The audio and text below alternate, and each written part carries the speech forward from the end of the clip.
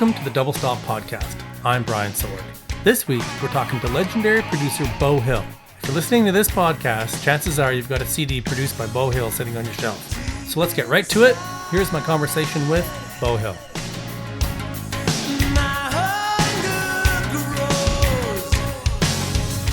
And I understand that you did begin by playing music, right?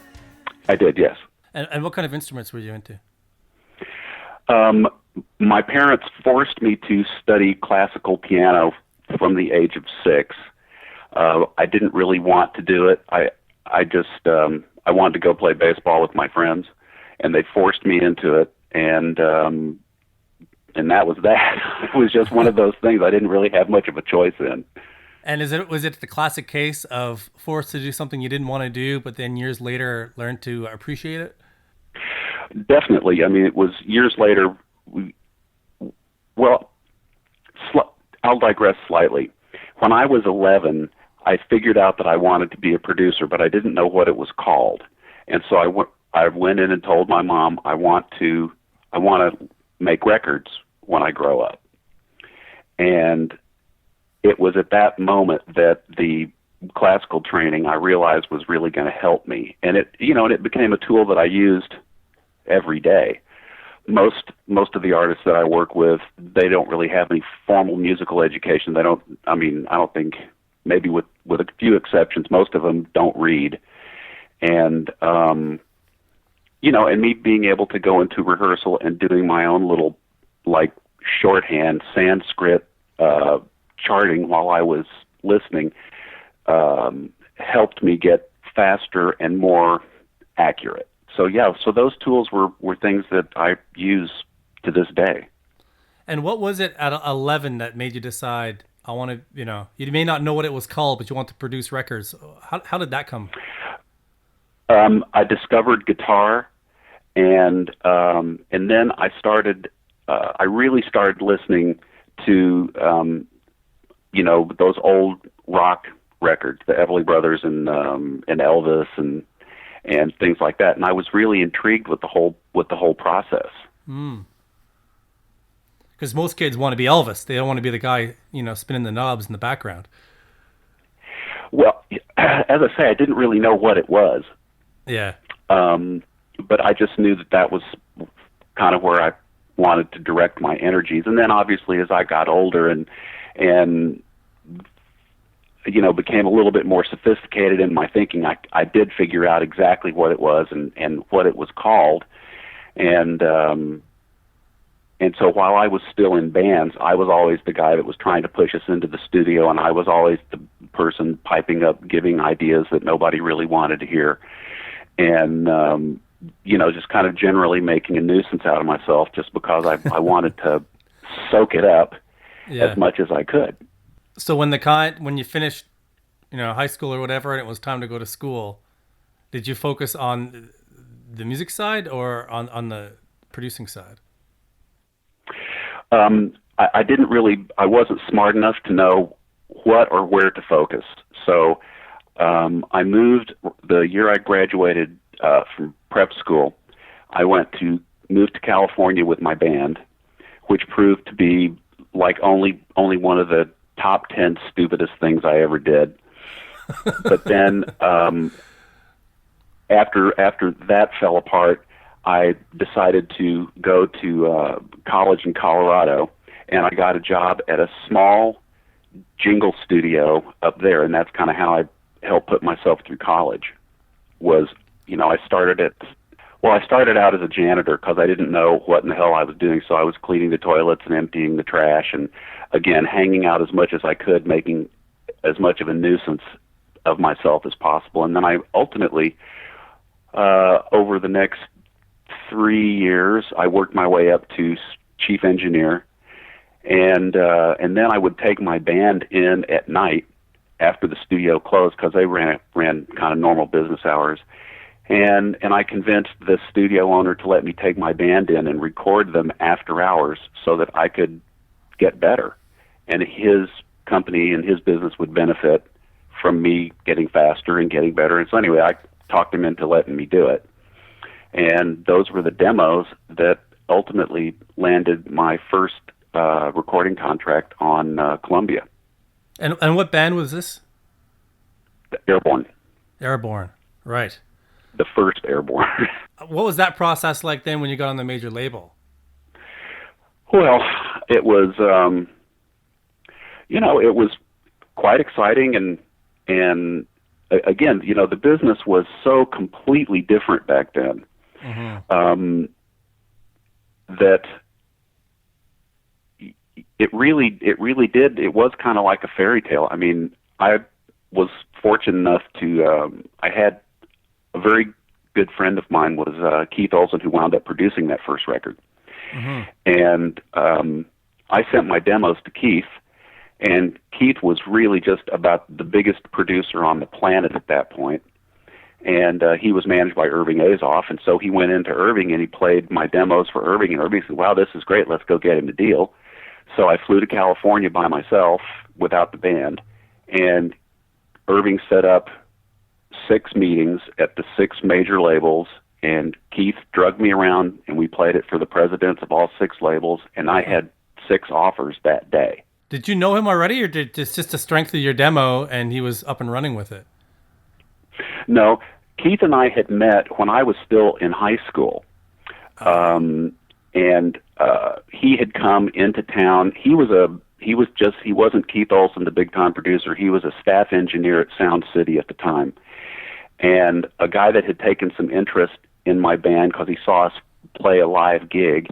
Called me up and said, "Hey, we're going to bring this engineer out to Dallas and record your band." I said, "Okay, great." And so that's how I met Keith. Keith was the engineer.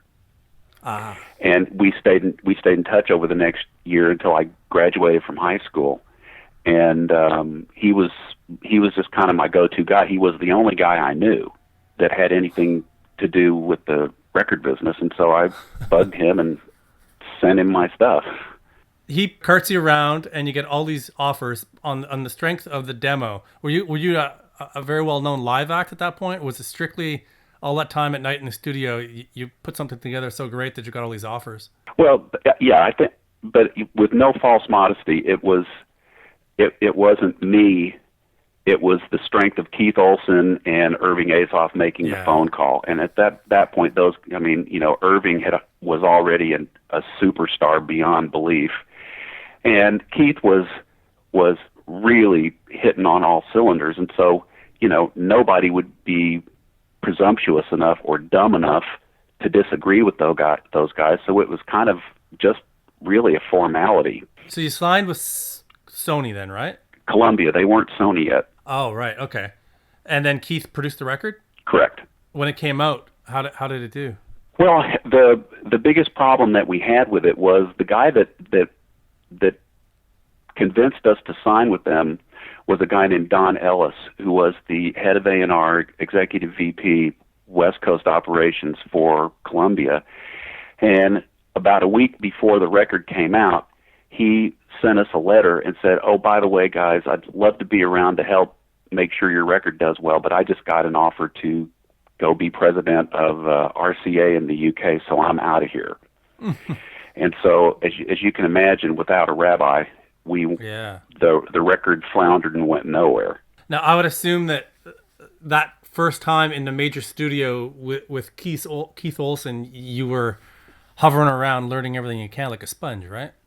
Yeah, but actually, over the course of time after I met Keith, I went to California a couple of times to visit him, and so he'd drag me to the studio, and I'd sit in the back and watch him and learn. Yeah. For long weekends and things like that. So, no, it wasn't the first time I'd been in the studio with him, but this was the first, major effort where everybody's getting paid to do their job, and it was a professional experience rather than me just being a goofy kid annoying people. And he knew that was something you're very interested in, so did he take it right under the wing, or were you just quietly observing? No, Keith was he knew that I really had a desire to do it. Yeah. We were pals, and he took the opportunity to help me out because I showed a genuine interest, and and he introduced me to his friends and a lot of people that have come and gone in the record business since then. But it was really Keith that and his generosity and help back in a day when you could still do things like that. I mean, nowadays they have kids that'll pay you to let them go sit in the studio with it. Yeah. But, back then it was, hey, this is Keith's friend from Dallas, and he's going to come sit in the corner and hopefully shut up and not say too many stupid things. And there you go. So I was just a studio rat. Right. The opportunities these days, I think, to be a studio rat are a little different because everybody records in their bedrooms. Correct. There's like no studios anymore. So the record comes out and nothing really happens. So what was your next step from there? Well, my next step was I went back to Colorado, went back to the same studio, got my job back, and I started the whole process all over again. A couple of the guys in the original band decided that we don't want to mess with this anymore. So I basically kept the guitar player, David Zychek, who remains a very dear friend of mine to this day, and we got a couple of other guys in Colorado that we knew and said, okay, you guys want to do this, here's the procedure. By then we knew what we were doing, and so we went in and we recorded an entire second album, which didn't get released until about 5 years ago. And David and I just did it on a whim, and we called it Airborne, and the title was The Dig, because I said it was like an archaeological dig trying to renovate all these old tapes and songs and things like that. But we just did it for fun. So you pulled out the old tapes and then used modern technology, I would assume, to play around with it and polish it up as good as it could be? Yeah. That must have been a fun experience. And as a matter of fact, there were a couple of songs that we had finished and properly mixed basic tracks, but nobody finished the vocals. And so David actually wrote and sang, completed two of the tracks. I don't remember what their names were, from music that we had done 20 years ago. The songs had just been, sitting in a closet. And so we drug them out, and I sent David the rough mix, or the final mix, the only mix, and said, hey, can you finish this? And he went, yeah, sure. So he finished it, sang it, and then there it is. And how was it for you to go back with all these years later, with all this experience, and go back to some of your very first, very early recordings, at least for you? What was that like for you to go back and revisit? Were you shaking your head at what you did, or were you somewhat impressed that even back then, you're happy with what you did? It was a little bit of both. Obviously, you view the world much differently when you're that age, and some of the naivete that is clearly demonstrated on those was kind of interesting. But there were a couple of things that I went, well, you did an okay job on that. So that you finished that record, it doesn't really get released, but you're starting to gain momentum again, at least. What did you do after that? Well, what happened was the studio closed, and pretty much everything, we had pushed it as long as we could, and we were trying desperately to get re-signed with no luck, and trying to do it remotely from Denver was impossible. And of course, at that point, everybody was dead broke again. So the band kind of de facto broke up with all of this material sitting in the vault. Everybody just kind of ran out of steam, and so the project dismantled. And I moved to the Bahamas, and I was working as a dive master. Oh, wow. And then I got a call once again from my good pal Keith, and Keith said, listen, Foreigner is looking for a utility guy, a keyboard player, guitar player, singer. And Bud Prager, who was their manager at the time, called me and asked if I had anybody in mind, and I said, would you be interested? And I said, are you kidding? Of course. And so I got on the next plane and with my bag in hand and flew to New York, crashed with a couple of friends of mine on their couch, and I went and took the meeting with Bud, and needless to say, I didn't get the gig, but there I was, all of a sudden now, dead broke and in New York. Yeah. So I was over at a friend of mine. He was the main sound guy for Aerosmith for many years. His name was Night Bob. Don't ask me why they called him Night Bob. But I was crashing over at his house and rummaging through his record collection, and I found a record that I was familiar with from my time in Denver, and it was a group called Spider. And I said, you know, whatever happened to these guys? Because they were great. And he said, oh, they're friends of mine. And he said they just lost their deal, and their keyboard player quit. Really? And I said, well, do you think, could you call them up and get me a meeting with them? And so he said, sure. Called him up and got me a meeting with Keith Lenton, the guitar player. And he had explained to me that their keyboard player, who happened to be Holly Knight, just left the band after the first record, and they needed a new keyboard player. And I said, well, I play guitar and sing too. And they said, oh, okay. So they gave me an audition. And of course I had a bunch of material already recorded. And so I said, here's some of the songs that I've written and recorded. What do you think? And they said, yeah, these are pretty good. And so we wound up, doing a whole bunch of them.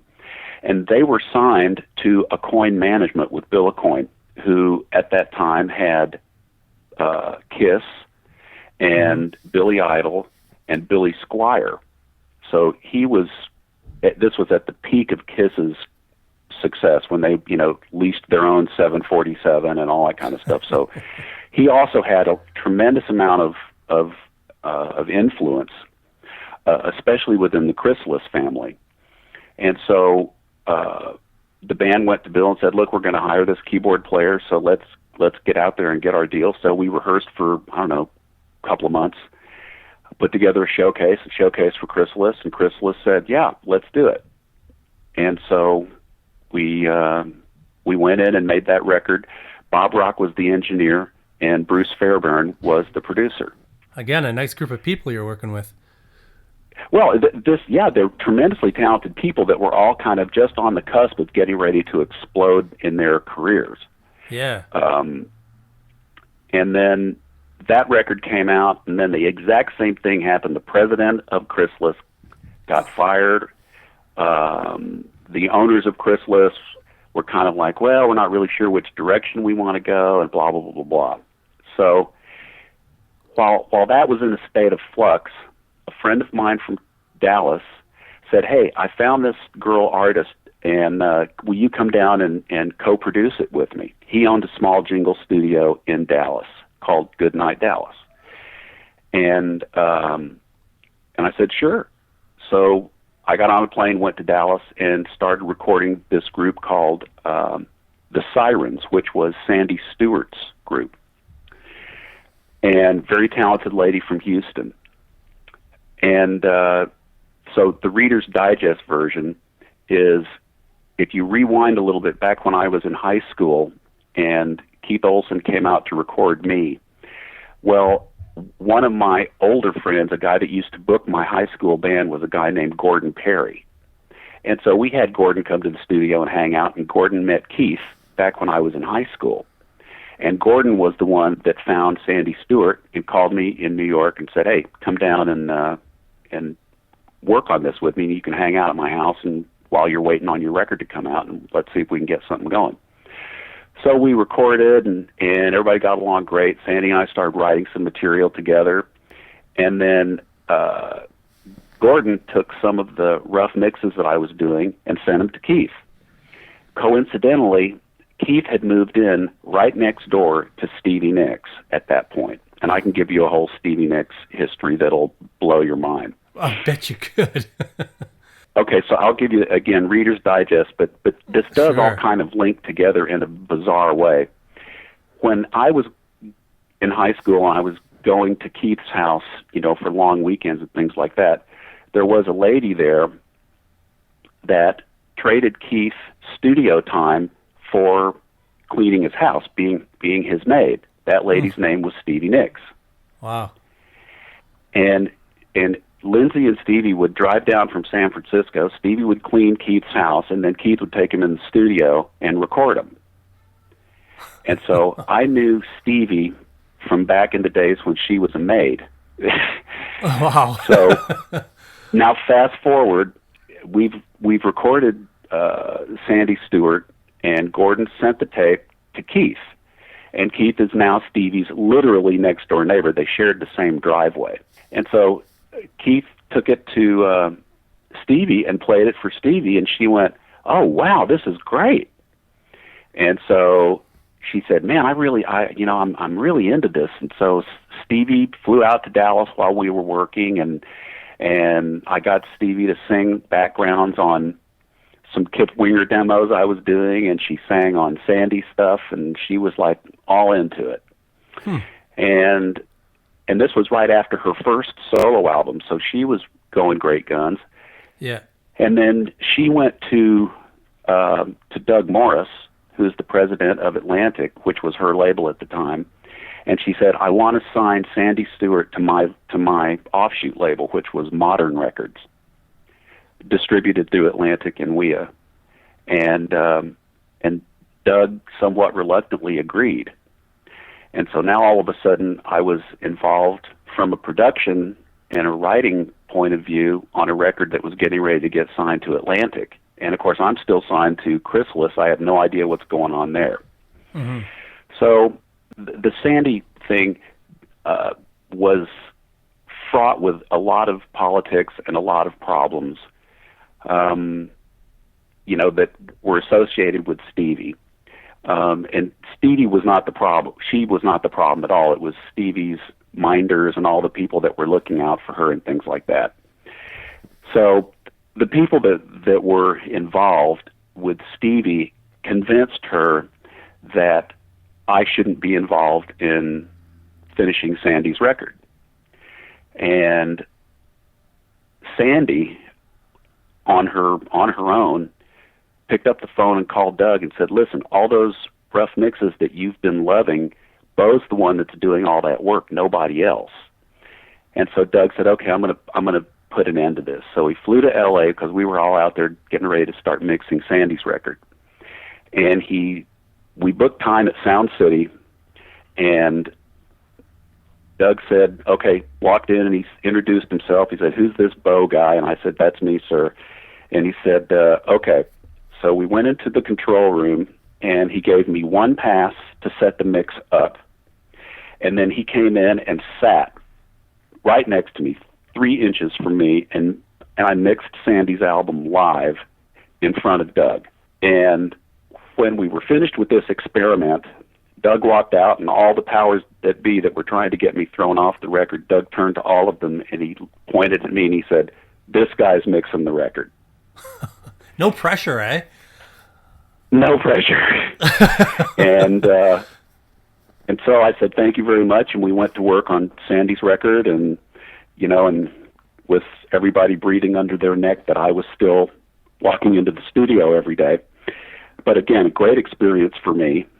Oh, wow. And and then when that record was done, I flew back to my illegal warehouse converted apartment in Manhattan, and 3 weeks, and I was broke again. And at that point, the Chrysalis deal had pretty much dissolved, and the rest of the members in that band had pretty much said, "Okay, Beau, you're on your own." So, okay, fine. And we're all still friends to this day, but the writing was on the wall that nothing was going to happen. 3 weeks later, I got a call from Doug Morris's office, and Doug got on the phone, and he said, "I'm thinking of signing this band from California, and I'll sign them if you'll produce them. Do you have enough time, or are you interested?" And I was just like, "Are you kidding?" Yeah. I'm broke. And so I flew with Doug to California, and it was very funny because Doug insisted that he fly with me, but he didn't want me to fly first class, so Doug flew coach in the back of the plane with me. Awesome. Which was pretty cool. And we went, and that night we went to the Beverly Theater and saw a band named Ratt. And the theater had 2,000 screaming kids in it. Mm-hmm. And Doug said, "So what do you think?" And I said, "Yeah, I'll do it." I mean, what else was I going to say? Yeah, exactly. Yeah, totally. No, I want to go back and be a panhandler in the subways. Yeah. So one little brief mention you said a little earlier is that at that point you were producing some Kip Winger demos. So just so I get my timeline right, at that point you were already working with him before Ratt? Oh, yeah. Kip and his two brothers I met when I was working in Colorado, because that's where they're from. And I don't even... I think their dad came to the studio because it was close to their house, and he said, "My sons have made some recordings. Can you guys fix them and finish them?" And I said, "Sure." And so that's how I met the Wingers, and we got along so famously that those guys did background vocals on probably every record that I did, and then after I did Alice Cooper, I got Kip to play bass on that record, and then that's when Alice said, "Hey, listen, this guy is great. Can I steal him?" And I said, "Of course you can." And so Kip went on the road with Alice, and I continued on and did a bunch more records with his brothers Paul and Nate. Yeah, but so I don't get you sidetracked too much. Yes, I met Kip and his brothers in Colorado, and we were great friends, and I used him on everything possible. And so when I was down in Texas doing Sandy's work, Kip didn't have any place to record anymore. So I said, "Well, why don't you guys throw all the junk in the truck and come down here?" And so we had done a couple of demos with those guys that just corresponded to the time that Stevie was there. And so when Stevie came in, she was singing on Sandy stuff, and I said, "Hey, Stevie, would you mind singing a background part on this song?" And she said, "Sure." And so it was a song called Heather, I remember very distinctly.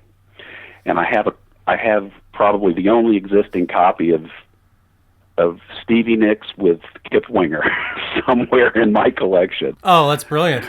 Yeah. Oh, you got to make that stuff available. It all kind of it weaves itself in and out, just people that I've kind of bumped into over the course of my life. But the real linchpin of the whole thing was Keith Olsen. Right. Oh, amazing. Okay, so back to Ratt. They've signed Ratt, and you're on to produce your first major label record. I've read Stephen Pearcy's book, and it seemed like a pretty crazy time. So what was it like when you got into the studio with those guys? Oh, I didn't know Stephen wrote a book. It's very funny that you mentioned that, because I got an email from Stephen yesterday. He said, "I want you to produce my new album. Call me." So I'm going to call him as soon as I get off the phone with you. Well, okay. So full disclosure here, the guys from Ratt did not want me to do the record. Oh, really? They didn't want me in the same room with them, and so it was kind of a bumpy start. But basically their manager, Marshall Burl, who is Milton Berle's nephew, went to the band and said, "Atlantic will not sign you unless he produces you. So shut up and make a record." And so we went about the process of starting to make the record. So you have an unknown band trying to get started with an unknown producer trying to get started. And so there were, as you can well imagine, there were many friction points where the guys are looking at me going, "Why in the hell do we listen to this guy? Why are we doing that?" So, that was challenging, and, to try to get that across, because I was really having to just lobby 24/7 to get cooperation out of these guys. But ultimately, it just kind of worked. But yes, I mean, it was everything that you can imagine, the crazy 80s, and then some. That's all I can tell you. It's a wonder that any of us made it out alive. And they are a very notoriously dysfunctional band. How were they on that first record? Were they close, or were they notoriously dysfunctional? Yeah, right from the beginning. Notoriously dysfunctional. Yes. From the biggest problem, or one of the biggest problems, was everybody in the band had sort of a mild level of disdain for everybody else in the band, especially when it came to writing. And this was always the basis of all the friction.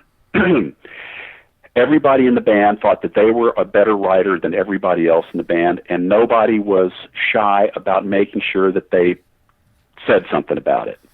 Right. You can't write, you suck, blah, blah, blah, blah, blah. I don't suck, you suck. Those lyrics suck, man, you're awful, et cetera, et cetera, et cetera. So, it was like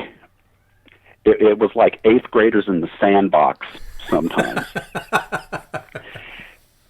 And then I had the very dubious choice of trying to get all this organized, and it was like, a feather pillow in a hurricane, and I'm sitting there trying to get the feathers stuffed back into the pillow as fast as I can.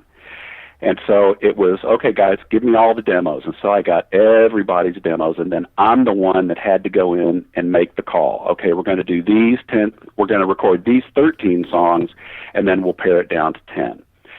As soon as I made that decision, I already had at least half the band really pissed at me. Yeah. Because there was no winning. No. Because somebody would not have had a song selected that they really felt that should be selected. Then I would get the late night phone calls, and various members of the band would call me privately to start lobbying their position why I should use their song and dump so-and-so's song. And so, again, it was a no-win situation. And so every time I went to work, I had somebody grinding their teeth at me because they felt that I'd made a bad decision. So that sort of became the backdrop to working with Ratt. And the other part was that the guys in the band really didn't understand at that time the business of making a record. They didn't really understand budget. They didn't really understand my fiduciary obligation to them and to myself and to the label. And they didn't understand that when the label said, you have X amount of dollars to make this record, that X amount meant X amount, especially for an unproven band and an unproven producer. Mm-hmm. So these guys were watching me like a hawk, the guys, the bean counters at Atlantic. And so I was very, very, very hyper-conscious about making sure that we were on time, making sure that we weren't wasting any money, making sure that we were moving the ball forward. That, again, proved to be kind of an unpopular discipline, if you will, mm-hmm. with a bunch of guys that the word discipline was not in their vocabulary. And so, they thought I was a real hard ass and a real stick in the mud and blah-de-blah-de-blah, which, I could see it from their point of view. I guess I probably was. But, I did ridiculous things like made everybody come to work. How was Warren at that time? He always seemed to be a little less crazy. I think he was a little less crazy because I think he was 18 when we did that first record. So he was just this young kid from San Diego that happened to be an absolute genius. And, so he was walking around in a bit of a fog all the time because he didn't really, or at least he didn't demonstrate to me that he really understood what was going on. obviously you got it together and you made the record, and it came out. Yep. And did it come out of the gates like huge, or did it was it a bit of a slow build? Because it sold millions of copies, right? Oh yeah, I mean, I stopped counting after about 4 million or 5 million.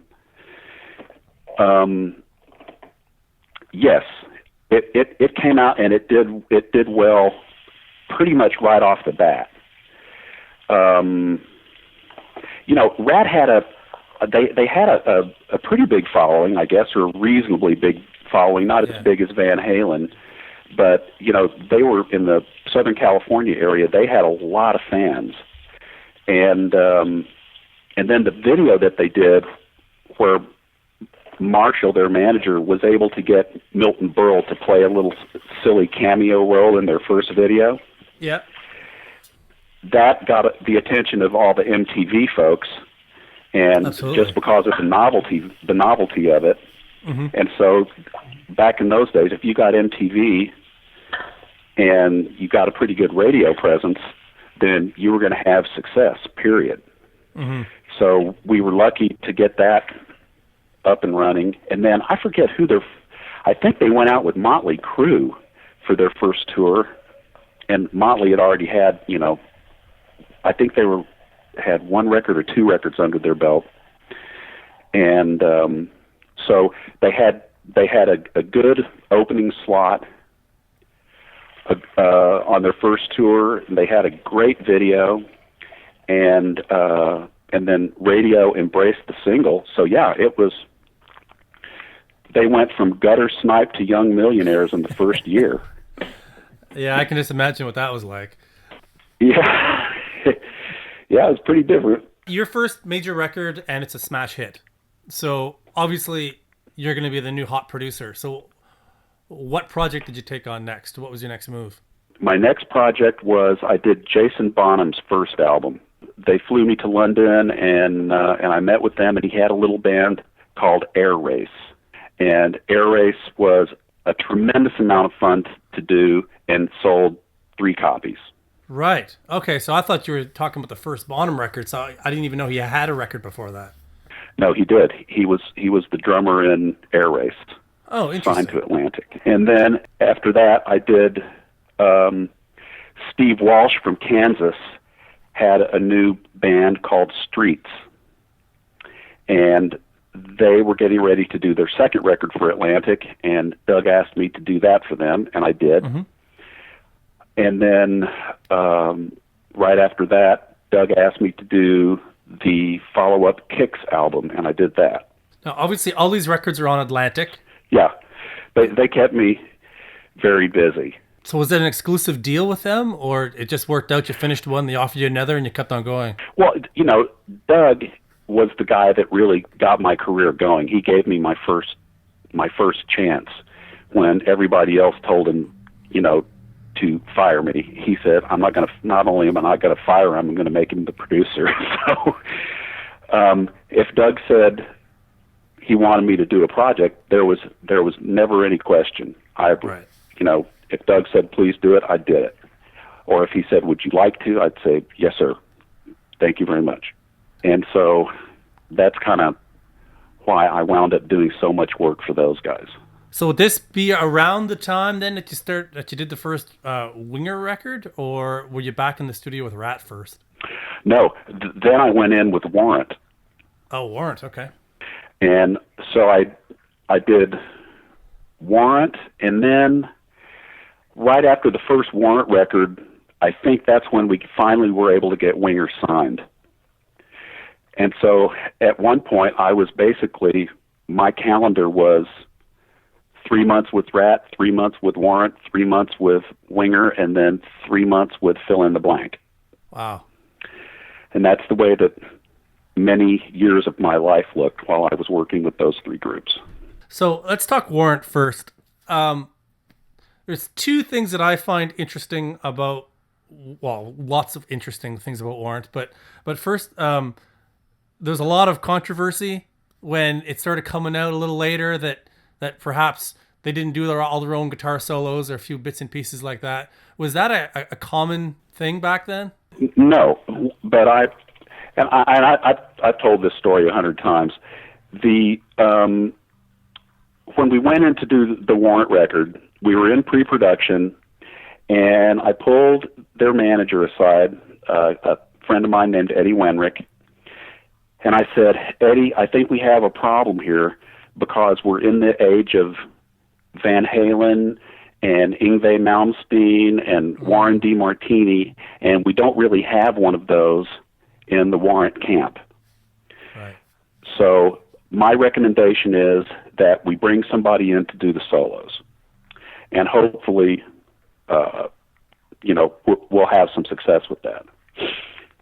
And to the band's credit, I called a band meeting and I told everybody in that band exactly the same thing. I said, this is my judgment, this is my call, and this is what I'm seriously recommending that you guys do.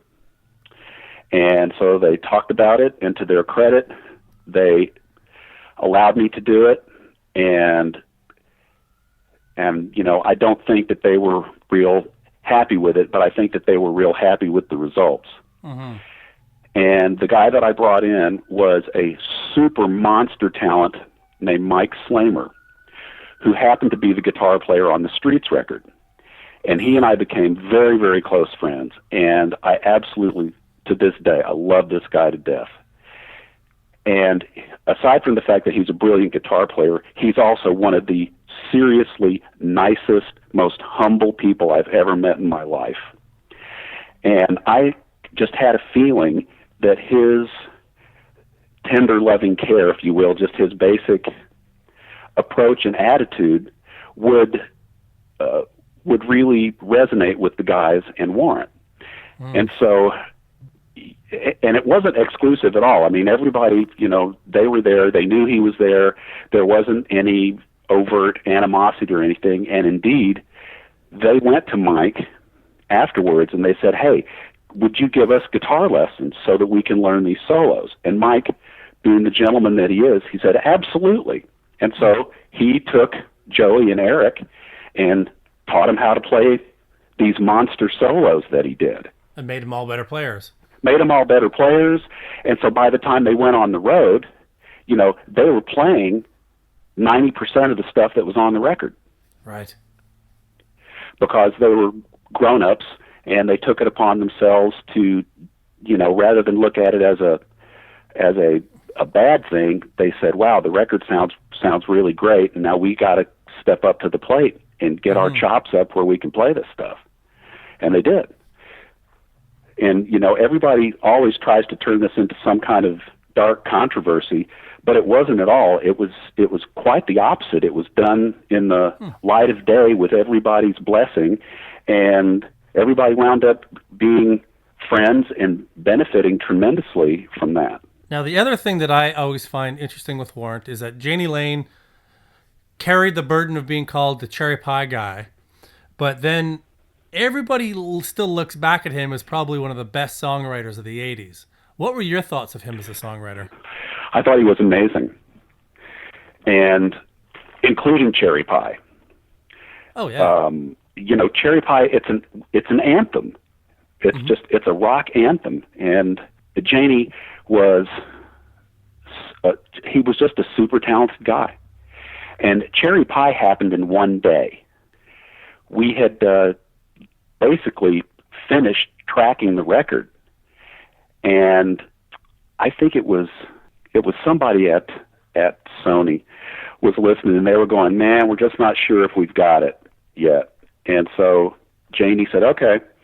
And he picked up the phone the next day, and he played me kind of an acoustic version of Cherry Pie over the phone.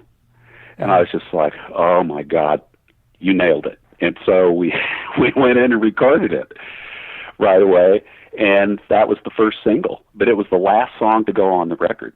It's interesting because Uncle Tom's Cabin, I have an 11-year-old son, and he loves that song. He still loves all this modern music, but it comes back to that particular song. He loves it, and I still think that song's amazing. Well, there's a funny story about that song.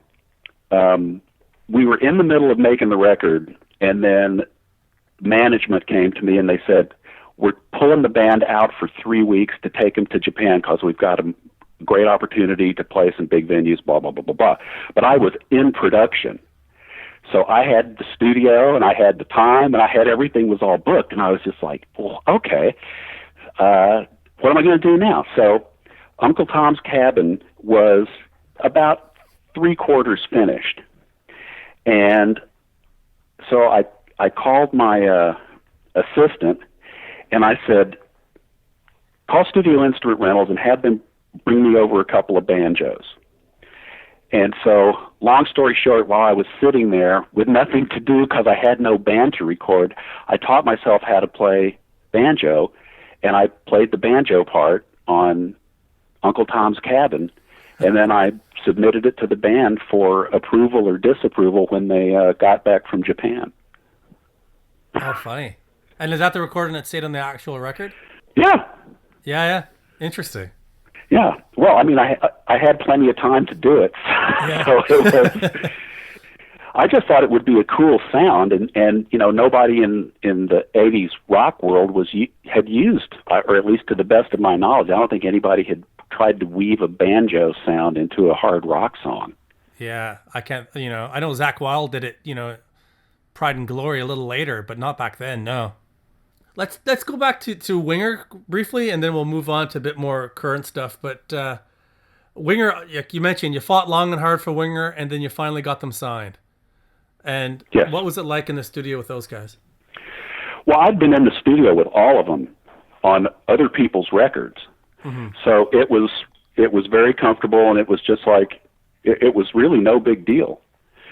I had been recording Kip since he was 16 years old, and, we had worked together on projects. So it wasn't, even though Winger got a bad rep at the end of the day for, when Lars put a dart in Kip's forehead, and that made him the big laughing stock. But those guys, position by position, are probably the finest musicians I've ever worked with in my life. Now, there's a big difference in sound between the first two records, and you did them both, right? You did In Heart of the Young as well? Yeah. Now, the first record, you got 17, and then the second record, you've got Rainbow in the Rose. So clearly, right. Was the first record their attempt to be a bit more commercial, and then the second record they had the freedom to be what they wanted to be, or was there just a massive growth between the two records? Because those two songs are pretty freaking different. Yeah, I would say it would be choice B. Mm-hmm. They earned success, and then they decided that they were going to, do things a little differently, and they certainly earned the right to do that. So, and to their credit, through all the abuse they've taken, they're still kicking, and they just released a new video this week, and it's great. Oh, interesting. Yeah, they have a new record coming out in Frontiers, and it sounds like a monster, just like their last two have been. Oh, very good. Are you still at all friends with Kip? To be honest with you, I haven't been in touch with those guys in quite some time. So let's, I know I've had you for quite a while here, so we finish up the 80s. You worked pretty steadily, and, half my records from the 80s you're on, and they're all on Atlantic. Was that simply your, the relationship you talked about earlier, or did you ever become the Atlantic guy? If I did, it was purely coincidental. I mean, I was never, it was because I had so much success at Atlantic that maneuvering within the Atlantic system was very, very easy for me. Right. I mean, at the end of that time period, before I went over to Interscope, I mean, I didn't even have to submit budgets for my records anymore. It was, wow. They just, yeah. So it was, I got to do whatever I wanted to do. On all the records that I did, there was, there probably was an A&R guy that was assigned to the project, but it was all post recording because I didn't want to have A&R interference, and so I basically got to A&R the records myself, and then when I was ready for delivery, then I would deliver them to Atlantic, and they'd hire an A&R guy to take the project. So I did a lot of stuff there just because it was easy.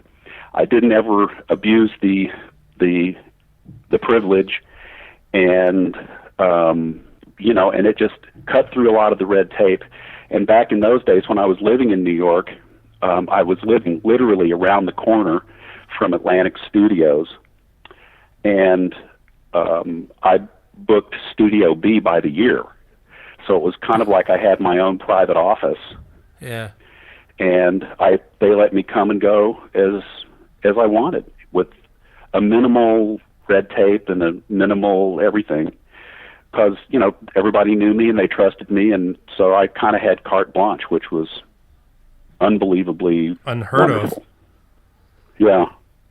Now, I read you were involved in the formation of Interscope Records. Is that true? Yeah. And what role did you have in that? Well, in the very, very beginning, I was a partner. And then it didn't work out and you moved on, or what happened there? Well, the way that the whole thing was developed was Doug came to Jimmy Iovine and me and said, I'm going to give you guys $20 million to start your own little label. And I thought, wow, that's really great. Yeah. And and Jimmy thought, well, that's okay. And a few weeks or days later, he bumped into a guy named Ted Fields, who was the heir of the Marshall Fields estate in the Chicago Sun-Times. And they were chatting at some benefit or something like that. And Jimmy said, yeah, we're starting our own label. We got funding from Atlantic of $20 million. And Ted turned around to him and said, wow, that's really great. I'm starting my own label. I'm funding it with $200 million of my own money. And then at that point, I'm cutting through all the corners. Jimmy basically called me up and he said, look, if you want to do this thing with Atlantic, you can, or you can come with me and we can do this with Ted for $200 million. And he said, I'm doing it with Ted, so you make a decision, do what you want. And so I went, okay, let's do it with Ted. And then we were able to bring Atlantic in for distribution. Oh, okay. And so Atlantic had a little piece of the action, and Ted had the biggest piece of the action, and Jimmy and I had smaller pieces of the action. And then as we rumbled through time, this was my first experience working inside the heavily politically charged environment of a record company.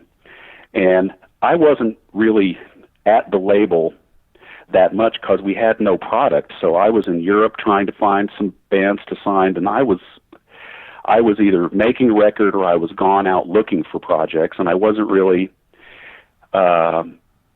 paying too much attention to the politics that were going on behind the scenes at the actual label itself. So, one thing led to another, and we kind of had a creative crossroads, and everybody felt at that point that it would probably be better if I just moved on. So I did. Now, the creative crossroads, was that you just wanted to do different types of bands? Well, we wanted to do different types of music. This was when Interscope was starting to become the gangster rap capital of the universe. Ah, right. Which was not my cup of tea. And I'm not a goody two shoes about too many things, but I have personally some fundamental problems with a culture that encourages little kids to call women niggas, bitches, and hoes. To me, that just kind of that's not cool. Yeah. And so that was, and then I also had some problems with the way that they were, some business decisions that they were making with the company, and kind of out of control expenses and things like that I seriously objected to. Right.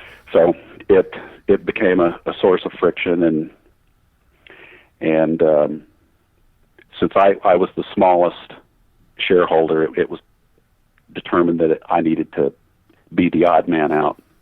Right. Now, after you left that label, is that when you worked with Warrant again? Yes. And that was on CMC, right? Yep. Uh-huh. So that was post-grunge. Warrant come back. I think Jenny Lane had quit the band for a while, and he was back in the band, and they do a new record. Yeah. How was that compared to the glory of the heyday in the 80s to work with them again? Well, from a working point of view, it was great. I mean, I loved those guys, and we always had a great time, and there was always a lot of laughter. And so, and they had a new guitar player, Rick Steyer, that came and did that record, and Rick brought a new energy to the project since Joey wasn't there. And Rick, again, another very seriously talented guitar player that I really, really loved. And they also had James Kotak, who is the guy is completely crazy, but he's also very talented. So these two guys brought a new energy to the project and made it really fun for me. And at that point, we're kind of peripherally watching the music business implode upon itself. Yeah. And so my expectations of some sort of, financial gold mine, I'd never really had it going into that record. I just wanted to do the record. I wanted to try to stay as busy as I could. And like I said, I like those guys, and we always seemed to get along pretty well. And I liked the new material that Rick and Janie and everybody was writing. So it was fun. It was just kind of like normal to me. You're still at it fully. You have your own studio, right? And you're still working with all kinds of bands. It seems like nowadays you're focusing more on finding young bands. And is that an accurate statement of where your head's at these days? Well, actually, what happened was I launched my website back in 2005, I think, or 2004, someplace like that. And I kind of did it under duress because I wasn't really sure what was going to happen. Because in my career, I'd kind of been cloistered where bands could only approach me either through, their label or through my attorney. So I was pretty hard to find as far as just, pick up the phone and call Beau. Yeah. But when I put the website up, then things really changed radically. And bands from around the world that I'd never even known, never spoken to them, didn't hear a word, they would write to me and say, look, we've taken this as far as we can take it. Would you mind remixing this for us? Because we think we've got some good material, but we just sonically and it just doesn't sound right. And so I said, that's kind of novel. So yeah. And one thing led to another. And then, so I do it and they'd say, wow, this is really great. And then they'd give it to their friends and their friends' bands would send me stuff. And the unintended consequences of launching the website was that I wound up with this cottage industry with all of these very talented new bands from around the world. Thank you, Internet. And I would assume the political side of it is nice and like easy sailing on the politics. Oh, completely. Which is what I really love about it because, the guys in the band email me whatever instructions they have, and then I'll either follow them or I'll hopefully try to come up with something better. And then they say, okay, yeah, this is really great, but we don't think dueling bagpipes is appropriate for our song, so can you take those back out? And then I say, sure, and I take them out and send them the final product, and then we're on to the next. And what's the future for Beau Hill? Continuing on the same path? Well, I've got, I mix every day, or until there's not a project this week, and I have a few international business things I'm working on, and staying busy. But the music is really, it's the passion for me, and the fact that I get to wake up at 5 o'clock in the morning and start mixing a hard rock band from Germany is pretty thrilling. So that's kind of what I'm up to these days. As well as a new Stephen Pearcy record. Well, we'll have to see about that. Okay, well, good luck.